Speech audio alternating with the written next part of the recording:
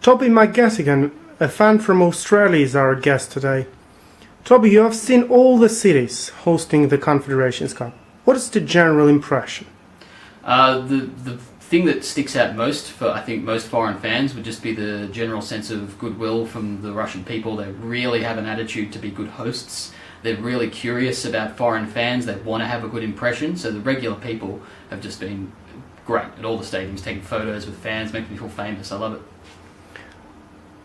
What are the areas of improvement you think we should be starting doing our homework before the World Cup? Well, I think there's a few little bits of evidence that make you remember that Russia's perhaps not as used to hosting international events like other countries are, despite having some good ones in the past. Just things like the signs at all the stadiums with not very good English. I used to be an English teacher here in Russia, and I would have got the red pen out for that.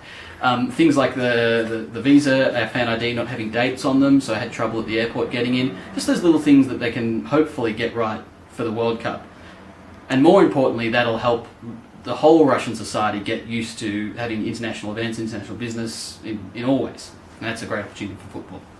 A lot was said about racism and discrimination. Have you seen anything at all games you have participated here at the Russian stadium? Certainly a lot of Western media would overplay a lot of aspects whilst being there. It's certainly not been present during the World Cup. That goodwill attitude of the regular Russian people has really shone through, and I'm sure it will in the World Cup too. The last question, why the World Cup in Russia has a special importance for you?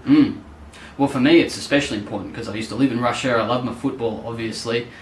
You have to ask, why do we even like football to begin with? It's not fun when you lose, going home after a loss, but we come anyway to be a part of the occasion. It's just that opportunity we have as football fans to have that link between people of all nations all around the world, and we're seeing it here in Russia. It's great.